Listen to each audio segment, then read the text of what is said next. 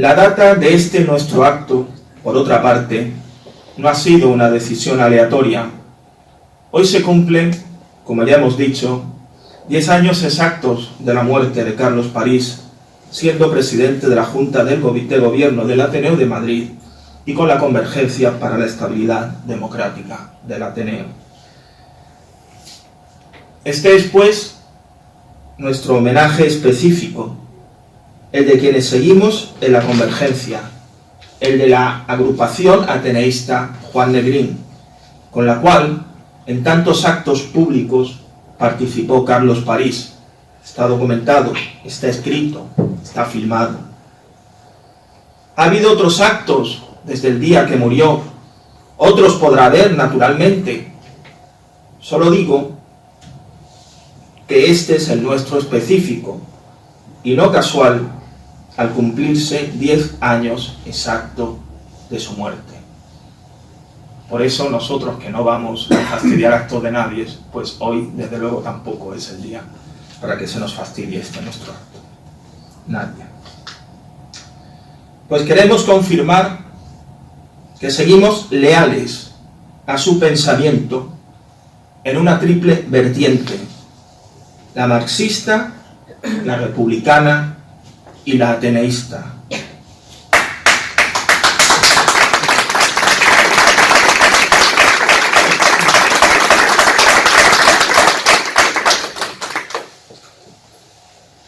¿Significa ello que se deba estar identificado con las tres para estar identificado con Convergencia para la Estabilidad Democrática del Ateneo?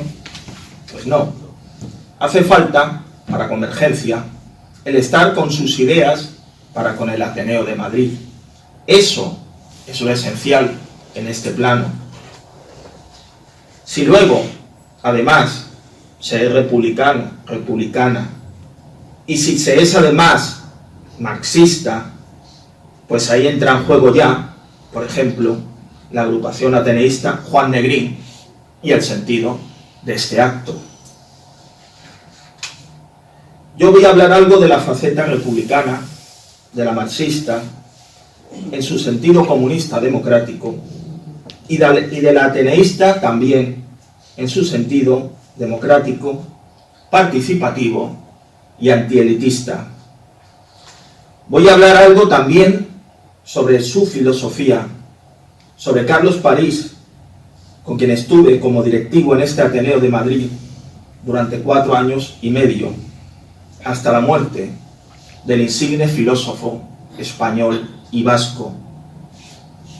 Y estuve con Convergencia para la Estabilidad Democrática del Ateneo, en la cual, como ya se ha dicho, seguimos, y con nuevas generaciones en cuanto a antigüedad de socios, de socias ateneístas, quienes no llegaron a conocer a Carlos París ni al gobierno de Convergencia del Ateneo y se identifican con sus ideales.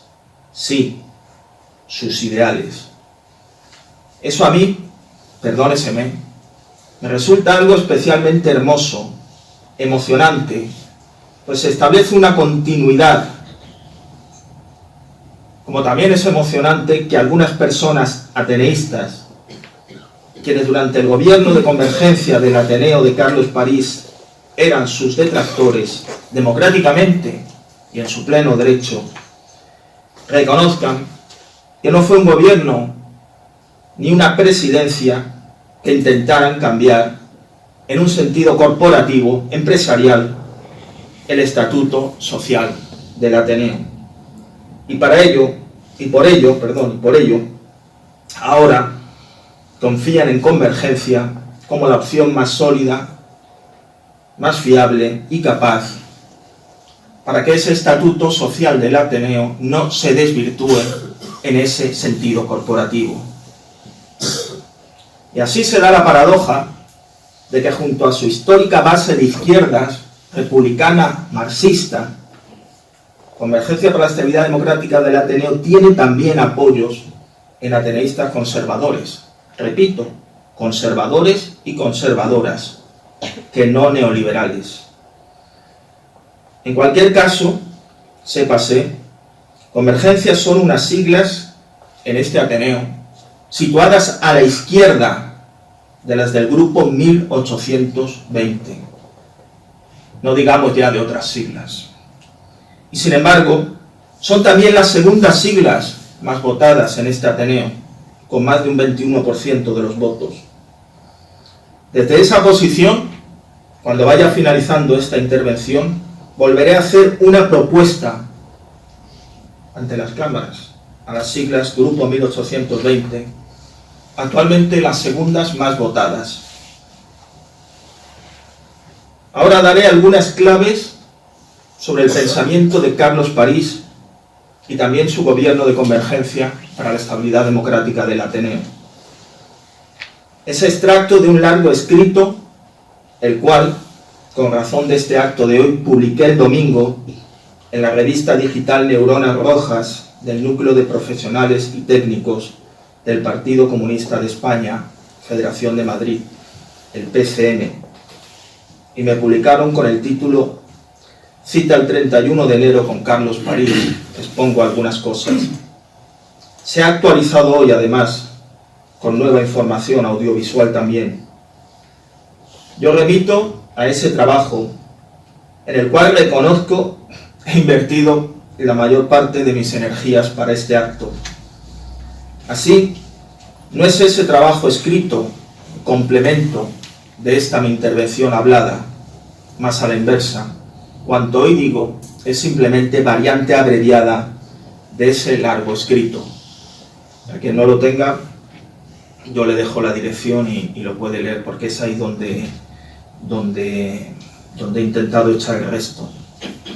Voy a extractar algunos párrafos de ese escrito, y es aquí donde quiero decir y agradecer la presencia aquí de camaradas de distintos partidos comunistas, de la dirección del Partido Comunista Marxista-Leninista, camaradas de la Agrupación de Cultura del Partido Comunista de Madrid, la Federación Madrileña, PC, camaradas de la Agrupación de Profesionales y Técnicos, también compañeros de los sectores más de izquierda del Partido Socialista Obrero Español, de los sectores marxistas, compañeros de militancia republicana, de medios de comunicación alternativos, no mayoritarios pero alternativos y luchando, compañeros, compañeras del continente de América Latina también. Luego veremos o trataré de decir cómo el internacionalismo era una bandera inasequible de Carlos París y de sindicatos. Esto también es Carlos París.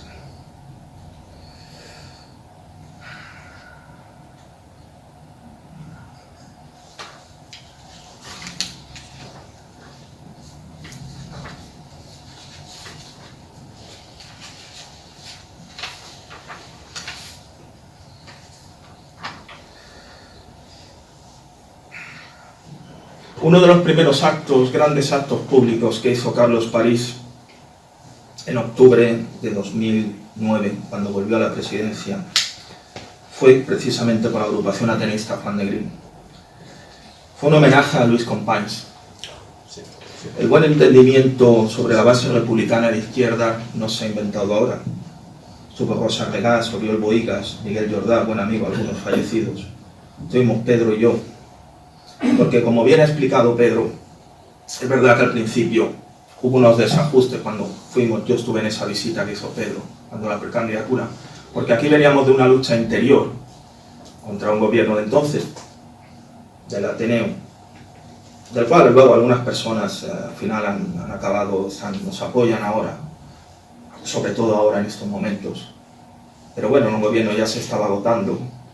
Y entonces los que estamos en la lucha interior, estamos en la candidatura Viento del Pueblo de literatura, pues teníamos ya montado una candidatura, y Carlos París, que había estado presidente en 2001, pero llevaba varios años retirado, aunque lo informaba, pues en ese momento, cuando ya lo teníamos todo preparado, cuando él hace pública su candidatura, nos pilla efectivamente con el pie traspuesto.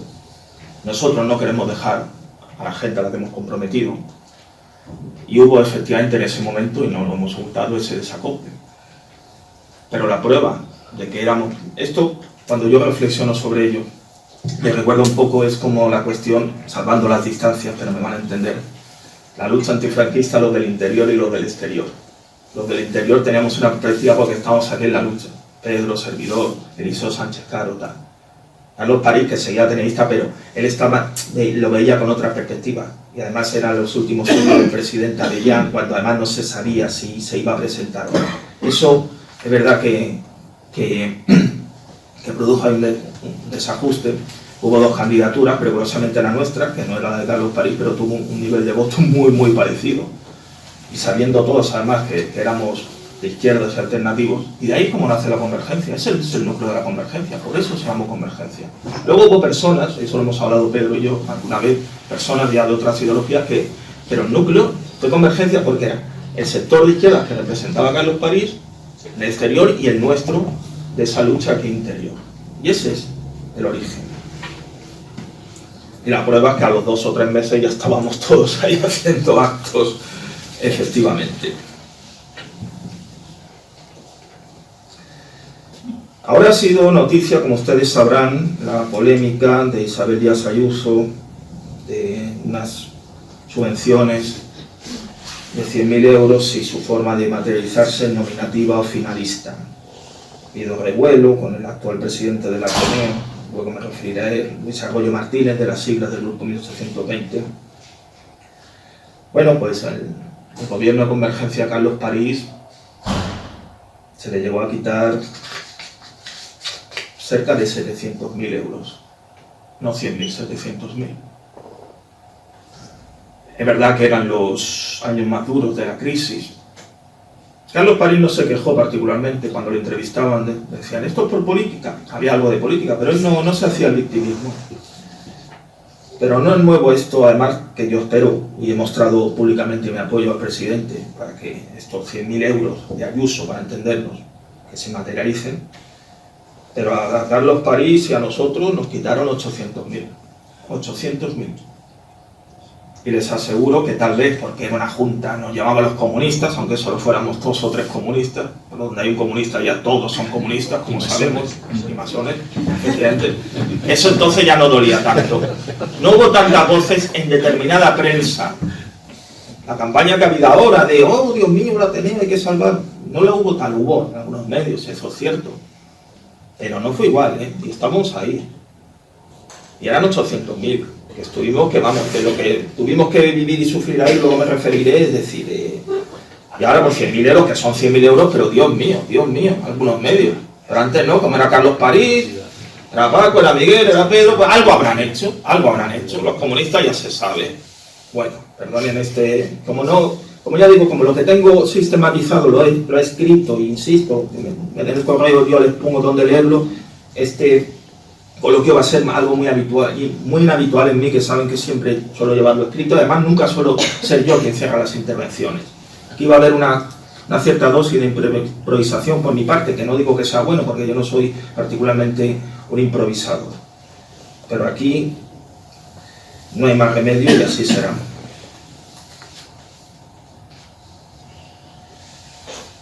También he comentado cómo los intentos que ha habido de cambiar el reglamento del Ateneo pues no han facilitado el momento actual. Han votado 800 socios que afortunadamente, por el sistema de proporción que se necesita para el cambio de los estatutos históricos, que Carlos París defendió siempre, no ha salido, pero ese empeño en cambiar los estatutos en un modo corporativo, yo me he permitido opinar más allá del debate que tengo con Luis Arroyo, con el presidente, más allá de que no tenemos una mala relación cordial de amigos, pero está claro que representamos cuestiones distintas electoralmente en el Ateneo. Eso no ha favorecido el Ateneo, y ahora se ve con lo de la polémica de Isabel Díaz Ayuso. Carlos París, lo decía, llegó a participar en una sentada, porque esto es intento de cambiar los estatutos en este sentido corporativo. ¿A qué me refiero a corporativo? Duplicar los mandatos, que haya menos juntas generales, todo esto que siempre está diciendo que es que el Ateneo de Madrid es un lío. Bueno, pues sí, es un lío. Quienes lo fundaron en 1820 pensaban que ese lío es lo que garantizaba la independencia. y la democracia, y que este no fuera un sitio antielitista. Luego me referiré a eso, de pensamiento, de filosofía, pero antielitista, en el sentido que no fuera al servicio del poder. Esa elección frecuente.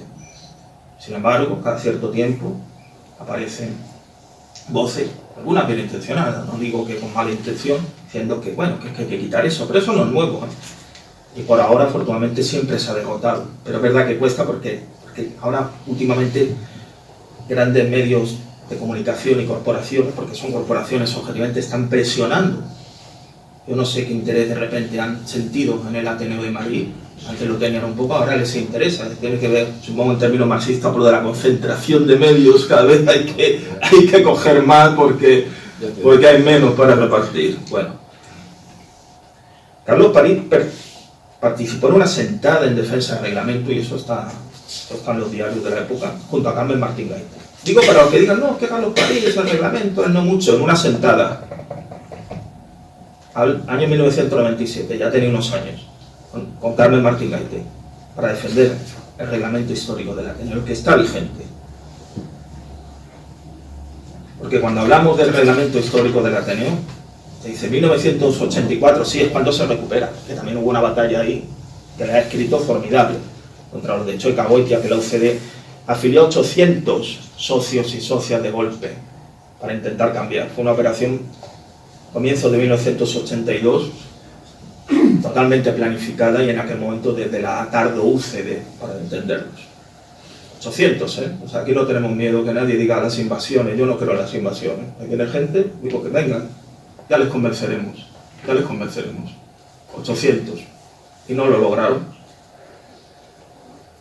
Por eso el reglamento del 84 lleva esa fecha, pero el reglamento de verdad es casi una reedición, y no casual, del reglamento del Ateneo de 1932, el de la Segunda República. Y entre sus autores, literal, líneas, Luis Jiménez de Asúa, por ejemplo, Manuel Azaña, Fernando de los Ríos. La Constitución actual del Ateneo de Madrid, lo he escrito varias veces, pueden buscarlo, que nadie se engañe, es literalmente una Constitución republicana y hecha materialmente en tiempos de la Segunda República. Y es la que está vigente aquí. Yo entiendo que eso moleste, pero es lo que es. Por ahora, este grupo, Convergencia, a pesar de ciertas incomprensiones de algunas personas, incluso algunas que se dicen, bueno, el respeto, lo estamos manteniendo. Por eso el ejemplo de Carlos París.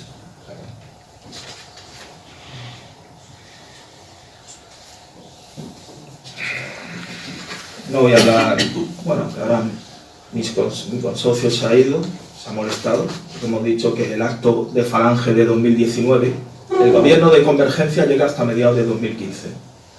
Carlos París muere en enero de 2014, pero Convergencia como gobierno, ¿y qué entiendo por gobierno?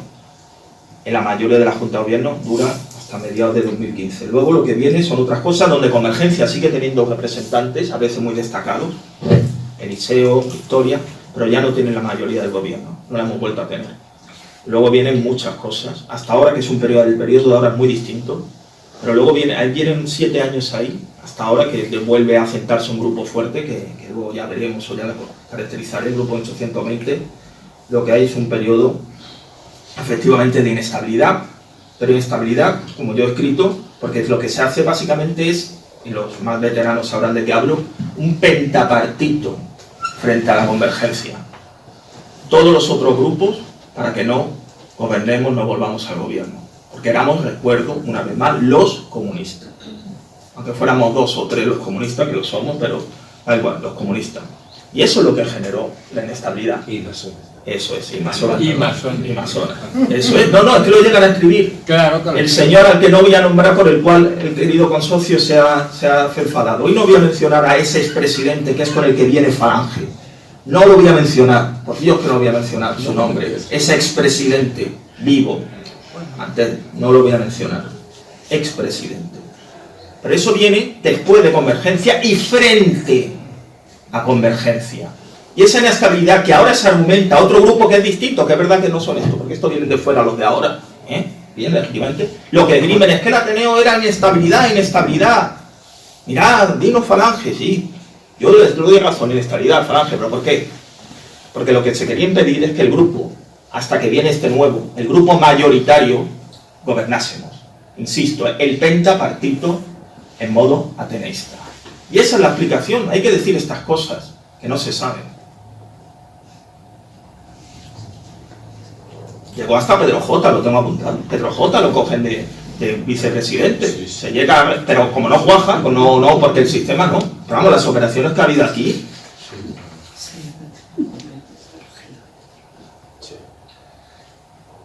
Por tanto, y esto lo digo en el escrito, lo desarrollo, ¿qué quiere decir esto?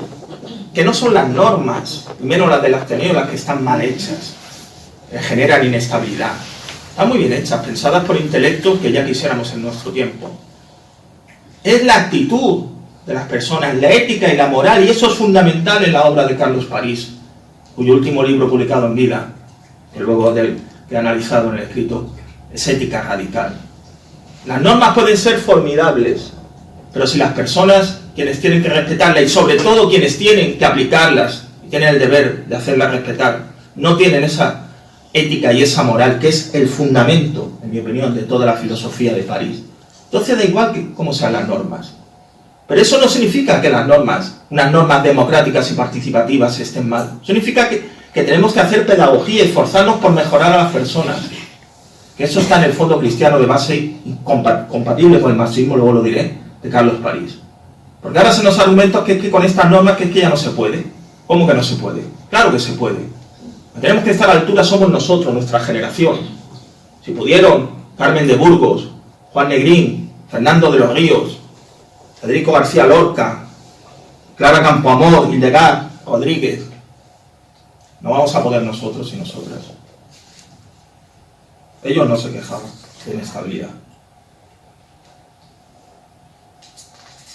Ya he dicho, la inestabilidad, por eso el nombre, que no tengo rubor en decir que lo estuvimos, a veces lo he dicho, fue entre el diálogo entre un filósofo y alguien que escribe poesía, servidor. Un hombre que era largo, convergencia, hasta a él le parecía largo, decía, había que dejar claro el concepto de que estabilidad y democracia no son antitéticas. Por eso éramos y seguimos siendo convergencia para la estabilidad democrática, no la estabilidad de los mercados. Es que hay que dar estabilidad a los mercados, a los inversores.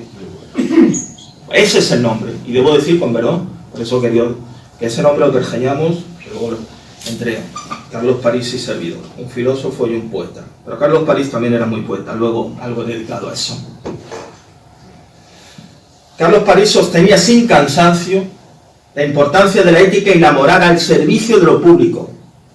Lo sostenía desde el marxismo, muy alejado del fariseísmo capitalista, y también, atención, de determinadas interpretaciones más maquiavélicas que marxistas. Para Carlos París no todos los medios son justificados por la supuesta finalidad.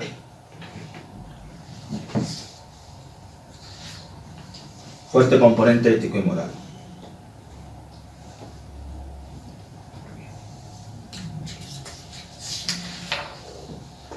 Hablo aquí del tema del reglamento. Fernando de los Ríos, José Prat, un gran presidente socialista, que el otro día un amigo ateneísta, de estos que está hoy en día en una sigla, decía que a José Prat tampoco le gustaba el reglamento. ¿Dónde está eso? No hay. Se sabe los intentos que ha habido de cambiar el reglamento del Ateneo. Están por escrito y legítimos. José Prat nada. No hay nada. José Prat al revés. En la época de Echagüetia, que lo intentaron meter en aquella candidatura, él dijo no. Estaba dentro, pero se salió cuando se enteró que Echagüetia lo que quería es cambiar el reglamento. Azaña, siempre mencionan a Azaña, que fue un gran secretario y luego, años después, presidente, y simultaneó la presidencia del gobierno, del Consejo de Ministros, el presidente del gobierno, antes de ser luego jefe de Estado más adelante, pero presidente del gobierno de la Segunda República, lo llegó a simultanear con la presidencia del Ateneo. Siempre se le cita mucho porque él es verdad que acaba muy hasta las narices de muchas actitudes del Ateneo. ¿Pero por qué? Y Pedro lo hemos hablado yo. Básicamente porque como era el presidente del Ateneo, seguía siendo, y era el presidente del gobierno, y tenía que venir aquí a las juntas generales, los ateneístas lo que aprovechaban decían, usted tiene que gobernar el país así. Y él decía, hombre, cada cosa en su ámbito. No, va. Lo hemos resumido mucho, pero sí, es así. Es como si Pedro Sánchez, que es socio, viniera aquí a las juntas, aquí siendo el presidente del Ateneo. Claro, la gente le ve el presidente del gobierno, entonces dice, acá estoy harto de vosotros, ¿no? Pero pensad que una cosa es el gobierno y otra cosa es esto. Claro, le decían cómo tenía que gobernar aquí. Pero es que no dejó de venir a las juntas, aunque era presidente. Eso es, y en todas estas memorias que salen de vez en cuando, es que los citan, bueno, pues yo que lo he estudiado, porque aunque esté improvisando en los textos, no hay una sola línea de hazaña, ni una, como no la hay de José Prat tampoco, presidente de los 80, donde diga, lo que está mal es el reglamento, por favor hay que cambiar esto, quitarme esta constitución, no. Lo que dice es que hay que mejorar los comportamientos, que lo han dicho muchos, y que decimos nosotros también, y que decía Carlos París. Pero que no se basen en hazaña, ni en José Prat, un gran socialista que fue subsecretario con el gobierno de Negrín, que también Negrín fue brevemente directivo, que no se basen en ellos para decir que es que hay que cambiar el reglamento histórico porque es inestable. Ellos no lo dijeron. Ellos lo que dijeron es lo que decimos nosotros. Hay que cambiar son las actitudes y la ética y la moral, en un sentido republicano y socialista.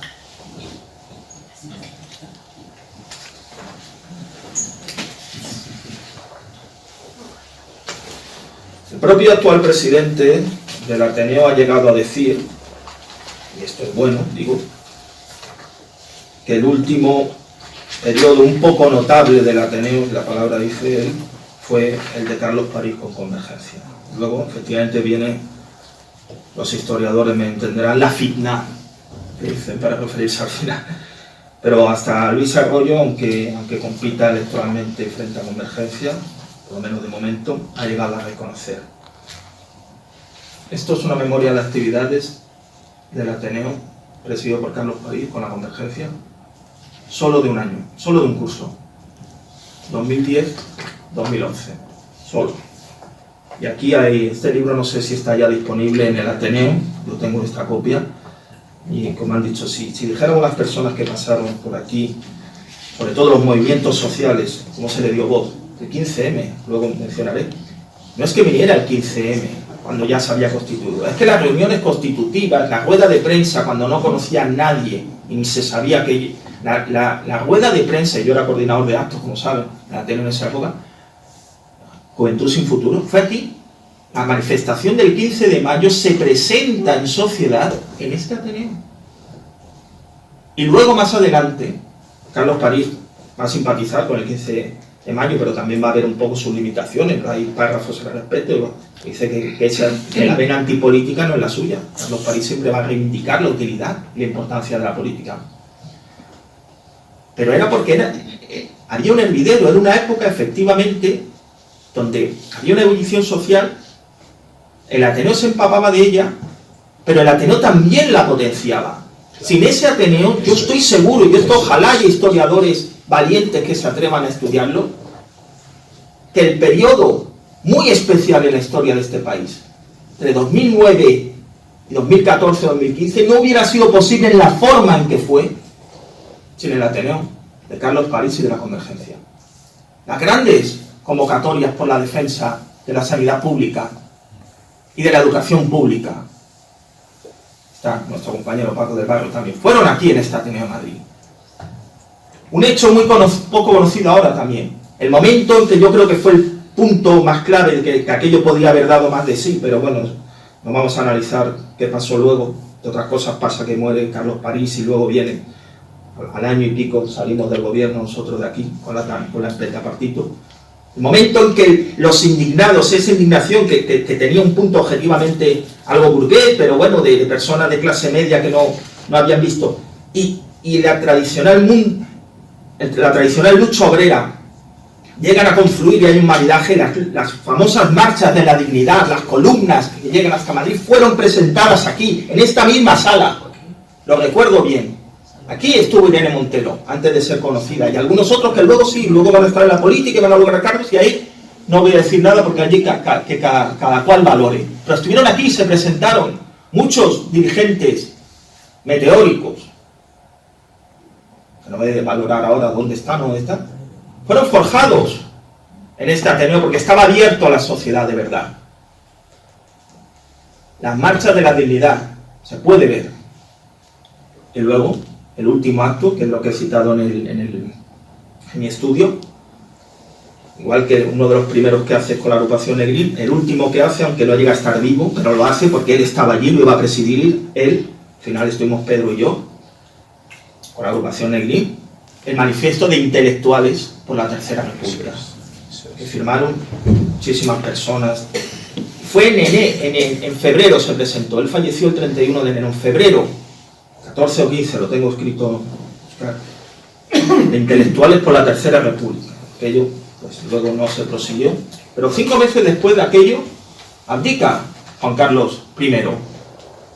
Y hubo una oportunidad ahí, pero no se pudo cuajar, y eso ya daría para otro debate y otro acto. Te digo la importancia que tiene ese Ateneo. Con esto, Juan Carlos París con nuestro equipo, Pedro, servidor, con perdón, Paco del Barrio, Eliseo Sánchez Caro, en una sección tan importante como Información y Comunicación. Eso, yo digo que ha modelado la historia de este país. Y ahora te dicen que tiene que volver a ser importante el Ateneo, yo no lo dudo, es importante. Pero no es importante porque venga aquí, con todo el respeto, al rey de turno, o el presidente de turno. Son famosos que vienen y como siempre han venido además. La importancia de una entidad como el Ateneo de Madrid es su implicación con la vida social y real. Cómo potencia esos movimientos sociales, populares de masas. Esa es la importancia, y son los periodos en los que el Ateneo ha estado más vivo, como fue efectivamente en los años 20 y 30 también. No porque vengan personas ilustres que también venían, y vinieron. A lo mejor no el rey, creo que cuando era príncipe creo que sí que vino, pero bueno, ahora no, es importante porque vienen las televisiones y vienen famosos, vienen más. Bien, yo lo respeto, vale, pero esa no es exactamente la importancia ni la función del Ateneo. Me parece bien que vengan, lo he dicho muchas veces, pero ¿por qué dicen que hay que cambiar los estatutos sociales e históricos de este Ateneo para que eso sea posible? Eso no es cierto. Y la prueba es que están viniendo sin cambiar, porque no han logrado cambiar esos estatutos. Pero si se cambian, sí que se perdería esa faceta social que ahora está más adormecida, y lo digo claramente.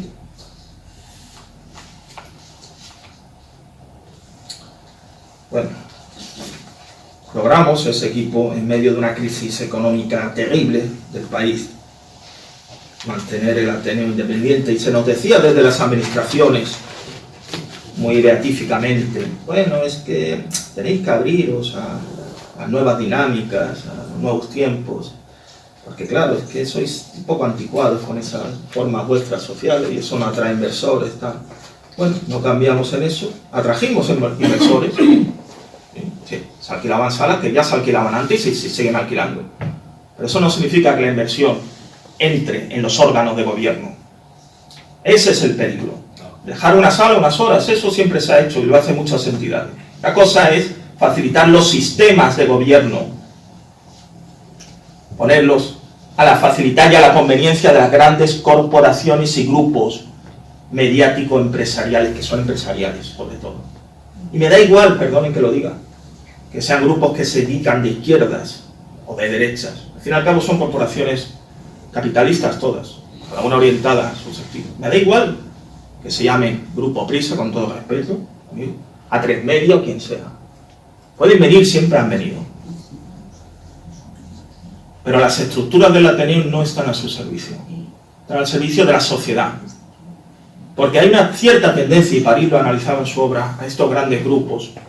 Insisto, teniendo personas de izquierda que escriben en ellos, amigos que son nuestros de Convergencia, a que lo que no dominan ellos, lo que no sale en su pantalla amiga, en su diario amigo, eso no existe, incluso lo ven como una amenaza. Tienen que controlar el espectro, tanto lo de izquierda como lo de derecha, y lo que queda a los márgenes no existe, es un peligro. Y lo cierto es que el Ateneo, su vocación siempre ha estado en esos márgenes, pero es real, en lo vivo precisamente. No es que solo haya estado en esos márgenes, también en lo incluido, pero ha tenido esa otra parte que no ha gustado a los medios. Dijo la señora Pepa Bueno, que se ha afiliado ahora, respetablemente, directora del País. Sí, con el grupo 820, tuvo una entrevista con el señor Jordi Évole aquí ahora. Lo admitía en el País y dice, lo que no vimos venir, palabras literales, tengo buena memoria, que lo que no vimos venir, fue una entrevista reciente, fue lo del 15M y la abdicación de Juan Carlos.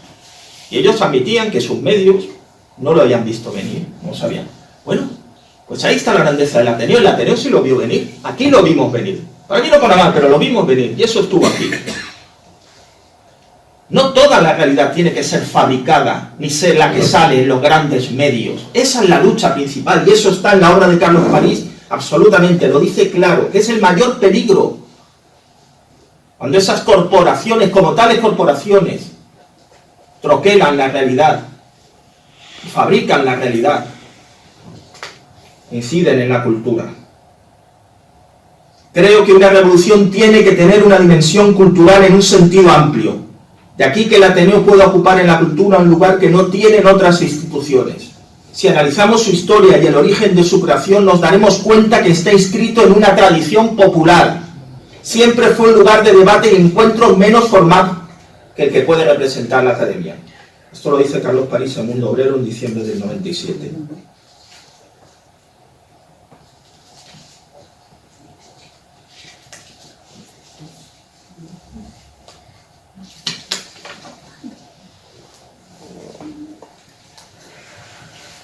Carlos París, está claro, lo tiene por escrito varias veces, preconiza el control popular de los medios de producción, de todos los medios de producción, es decir, también los culturales y los informativos. Nos referimos obviamente a los grandes medios. Sobre su filiación política, sabemos que es socialista en términos marxistas, comunistas. Él usa indistintamente en su obra socialismo y comunista, pero con el control está claro que es el sentido comunista. Las diferentes fases que yo no les voy a explicar a mis queridos contertulios de la fase del socialismo comunista. Pero sí me gustaría consignar algo que creo que tiene su importancia y que este mismo acto, tanto la mesa como la asistencia, yo creo que Carlos París significa y representa un muy buen punto de encuentro entre distintas siglas o sensibilidades, pero con mucho en común, comunistas y socialistas marxistas. Porque él, aunque estuvo en el PC y nunca renegó de ello, pero luego, efectivamente, y él explica, ahora voy a citar por qué, él lo deja, y por tanto es una figura que puede y debe ser reivindicada por diferentes partidos comunistas y por tradiciones socialistas marxistas y por las republicanas, desde luego. Luego veremos cómo la idea de la república lo tiene claro, clarísimo, como algo necesario. Dice Carlos París en una entrevista en Cuaderno Gris, monográfico sobre Unamuno, en el año 2002. Yo siempre he tenido unas actitudes acusadamente personales y perfiladas. Me fui distanciando respecto a la política de Carrillo por ser una política muy integradora y derechizante. Nunca se me ha ocurrido devolver el carnet ni negar mi relación, pero sí he dejado de militar. Tan solo mantengo una relación de amistad y colaboración algo especial, si bien es cierto que podría mantenerla con otros muchos partidos. Por tanto, él no niega su afiliación al PC, pero insisto, es alguien que puede ser un buen punto de encuentro y muy necesario en estos tiempos para marxistas, comunistas y republicanos. Y por supuesto el PC también, no digo con esto que fuera anti-PC, sin más, no. Pero es verdad, y lo tengo en algún otro lado, que la figura de Carlos París es incómoda, hay que admitirlo. Sobre todo en este mundo a lo mejor un poco posmoderno. Él, voy a emplear ahora un plural genérico para entenderlo, él no se adelanta por la izquierda, claramente. No se adelanta por la izquierda, no digamos al espectro parlamentario actual y al de los últimos años. No, claro, pasa que su talla de pensador e intelectual era intocable, pero eso yo lo he visto después de su muerte.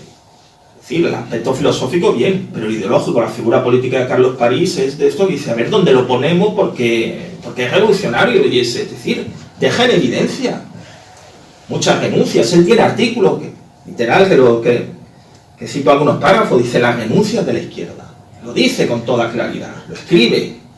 Fechas, no en los años 70, no, en 2008 y en 2010 lo está diciendo. Y en Ética Radical. Una figura incómoda. Pero señores, pongámonos las pilas. Pero si va de acicate. Que los que tenemos que aprender y seguir aprendiendo, y vuelvo a la Ética Radical, somos nosotros. En un plural genérico. Nosotros y nosotras. Sobre todo algunos. Dice, voy a citar este párrafo, porque este sí lo he encontrado. Hoy sí me voy a extender yo un poco más de lo que me extiendo habitualmente, pero hoy es el día, perdónenme. Pero no mucho más. No mucho más. No mucho más, pero vamos con tiempo. Dice: una pretendida y claudicante izquierda. Como en anteriores ocasiones he escrito, gran parte de la izquierda parece presa del síndrome de Estocolmo. Llega a pensar que no solo los proyectos revolucionarios, los únicos que pueden crear una sociedad a la altura de nuestro desarrollo, han sido momentáneamente derrotados en gran parte del mundo, sino que ellos se produjo porque eran erróneos. Triunfó sobre ellos una ideología superior a la cual hay que adaptarse mediante lo que Giddens califica como modernización. Habría que aceptar la globalización y el capitalismo como única forma posible de organización económica y olvidarse de las críticas al imperialismo. Esto lo escribe. Y esto está en Ética Radical, 2012, su último libro, que lo tengo. Fíjense cómo dice la palabra modernización, esta clave que se nos dice a veces para intentar hacernos tragar proyectos neoliberales. Y el antiimperialismo, ¿qué vamos a decir del antiimperialismo? Hace poco una persona lo he escrito, como lo tengo, antiimperialismo trasnochado. Ese fue el artículo de alguien al que no voy a mencionar, que creo que también se ha hecho socio ahora, no sé, con todo respeto. Una de esas personas tertulianas de izquierda habituales en medio televisivo del gran grupo empresarial A3 Media. Y ese artículo del antiimperialismo trasnochado lo escribió en medio impreso del también gran grupo empresarial Prisa. Es decir, el tertuliano de A3 Media lo escribe en el grupo Prisa. Lo que hemos dicho, los medios, que troquelan, y Carlos París lo va a decir, a personas que, bueno. La idea de responsabilidad está muy presente en la obra de Carlos París. Para él, el ser humano no puede ser como niños malos en un patio de recreo, quienes luego, ante el estropicio, dicen que no han tenido culpa. En la filosofía de Carlos París, todos tenemos algún grado de responsabilidad para bien o para mal. Y es precisamente el capitalismo, nos dice Carlos París, el que fomenta esa infantilización del ser humano para sojuzgarlo. Y él defiende una idea empírica que la llama literalmente altruismo. Y eso que podría chocar con concepciones escolásticas del marxismo. Por eso yo he dicho, y lo he escrito, que Carlos París es un gran aportador al marxismo sin traicionarlo. A mi parecer, todo el constructo de la obra de Carlos París en torno al altruismo, a la ética y a la moral, a la idea de la técnica como un logro de la cultura y no desligado, porque él tiene un gran respeto por los oficios técnicos, habla de los talleres. No es el típico, bueno, algunos intelectuales marxistas que dicen, bueno, estos obreros quedaros ahí, ya os vamos a decir nosotros cómo hay que hacerlo y ya lo haremos por vosotros. No. Exactamente. Él creía en la capacidad del proletariado, él usa la palabra proletariado, para ser dirigente también. No significa que alguien por ser proletario sea mejor o peor. Dice que también está capacidad, de que sus conocimientos también son cultura. Él no es paternalista, ni solamente enseña. Él enseña y aprende, recíprocamente. Por eso baja y estuvo un año en una mina, aprendiendo. Decía, la idea técnica como un logro de la cultura y no desligado, pues, de la ética. No algo meramente funcional y de categoría inferior a la ciencia. Todo esto, digo, hace de Carlos París, a mi entender, uno de los filósofos más originales quienes se inscriben en el pensamiento de raíz marxista en la segunda mitad del siglo XX y los principios del XXI. De los más originales, no ya en España, por supuesto, sino también a nivel mundial. Porque Carlos París logra, sin traicionarlo, sin romper sus coordenadas, como otros filósofos quienes se ubicaron alguna vez en el marxismo acabarán haciendo luego y también en España, prefiero no decir nombres, logra Carlos París, iba yo diciendo, vivificar el marxismo, ampliar su latitud y longitud, agrandando sus lindes, pero sin vulnerarlas. Esto, entiéndase, es algo al alcance de pocos. Tengo ahora en mente, por ejemplo, a Herbert Marcuse. Creo que hay un innegable, ya voy terminando, sí. Creo que hay un innegable componente idealista en el pensamiento de París. Pero es que a mi entender también lo hay en el de Marx y en el de Engels, aunque ellos, para diferenciarse de sus predecesores, Hegel, Fourier, no lo quisieran admitir y usaran todo el tiempo el calificativo de científico frente al utópico. Carlos París precisamente reconcilia ambos, dando un fundamento racional al ideal, porque él habla de un altruismo basado en patrones objetivos. Insisto, la obra de Carlos París es esencialmente moral, ética. Sí, pero la aplica a nivel de la ideología. Él la sistematiza, no por un imperativo categórico, no es existencialista, todo esto lo desarrollo. Él tiene un diálogo muy interesante con los existencialistas, digo en su obra. Tiene un innegable componente cristiano de base, aunque él lo desliga de la propia creencia, pero eso, si la obra de Carlos París no se puede entender sin el cristianismo de base.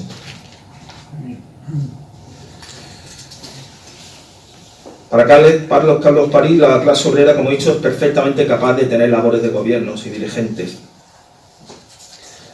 Toda la obra de Carlos París está llena de un gran respeto a los oficios, al trabajo manual, a los talleres, que para él también son genuinas representaciones de cultura.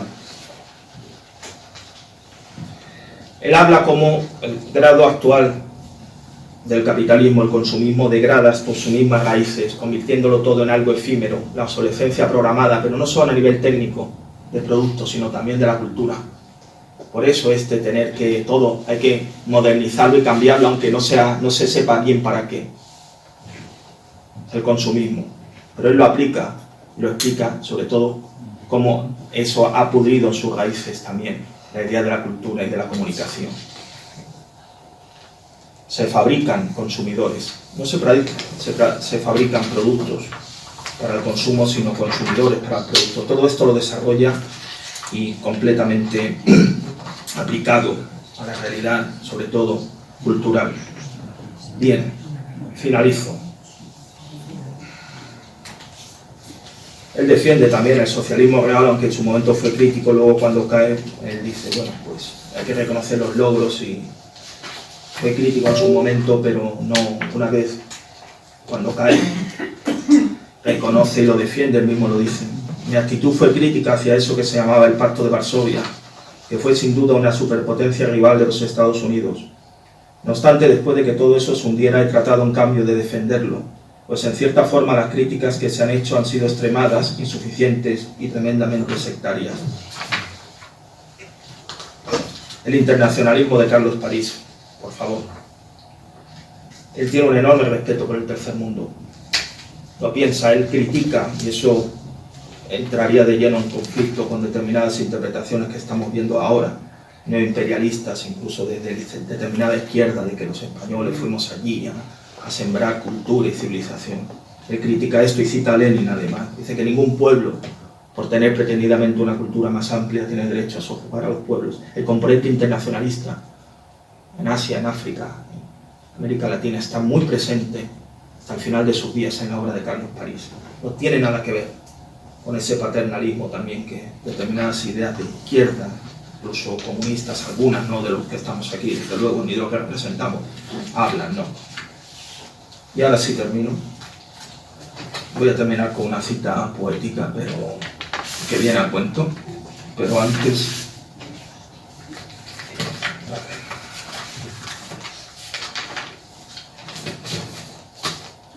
Bueno, dije que iba a decirle a Luis Arroyo, actual presidente, y yo como representante, también los de la mesa, pero quien encabezó de la segunda fuerza más votada, la segunda fuerza más votada aquí en el Ateneo es a la izquierda, de una que se define que tiene elementos progresistas. Es como si en la realidad española, imagínense, el primer partido fuera pues eso, un partido progresista de centro, y el segundo, no el cuarto ni el quinto, el segundo, fuera uno más a la izquierda todavía.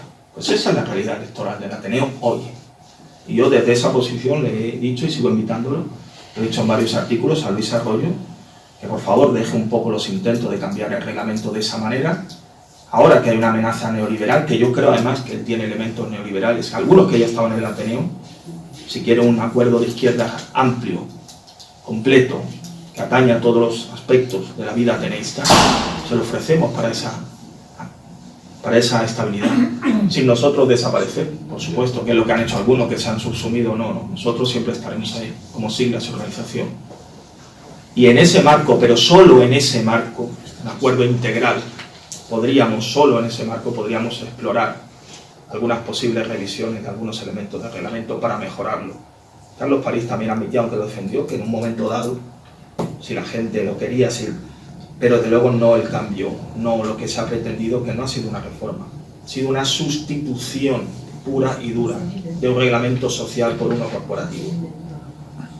Si Luis está dispuesto, el Grupo 1820 está dispuesto a un acuerdo integral de la estabilidad, podríamos mirar algunos aspectos, estudiar, sí, podríamos hacerlo, con convergencia. Pero lo que opino es que él tiene que elegir si pacta izquierda o derecha. La izquierda tiene un grupo sólido, que es el segundo mayor. Su derecha tiene una miríada de pequeños grupos, que aparentemente seguramente le es más fácil captarlos o acortarlos, pero a la larga le va a ser peor, y yo creo que eso se está viendo. Por tanto, la pelota está en su tejado, y yo lo he puesto ya varias veces. Él tiene que elegir, a su izquierda o a su derecha. Él cree que puede cogerlo todo. Si algo demuestra la experiencia política, no digamos la filosófica, es que se puede coger todo durante un tiempo, pero no durante todo el tiempo. Pero sigue en pie mi oferta y la oferta de convergencia, de ofrecimiento de convergencia por la estabilidad democrática al Grupo 1820, encabezado por Luis Arroyo. Si quiere combatir de verdad el neoliberalismo, en nosotros tendría un apoyo de verdad. Termino. Carlos París, si algo era, también es antideterminista. Él en esto vivifica el marxismo porque dice que, por desgracia, no estamos tampoco condenados a que la producción, el desarrollo del sistema nos garantice y nos traiga el socialismo. Por desgracia, la historia no ha demostrado eso. Por tanto, él niega esos determinismos. Pero para bien y para mal. Tampoco cree que la lucha esté perdida. Hay un fondo de optimismo siempre en su obra, presente hasta el final. Dice, y estos son los párrafos finales de Ética Radical, su último libro en vida. La historia está abierta. Victoria, un momento, escucha, por favor. La historia está abierta. No hay ningún determinismo que asegure el triunfo final. Pero nada puede suprimir a los combatientes por la emancipación, la alegría de la lucha que afirmaba la feminista Pankhurst, feminismo de Carlos París, perdóname, y la incansable esperanza. Carlos París también habla de esperanza, un concepto que algunos marxistas dogmáticos, yo he tenido alguna discusión, dicen que no se puede hablar de esperanza. Por supuesto, esperanza revolucionaria, su feminismo. Termino. La poesía recorre a Carlos París,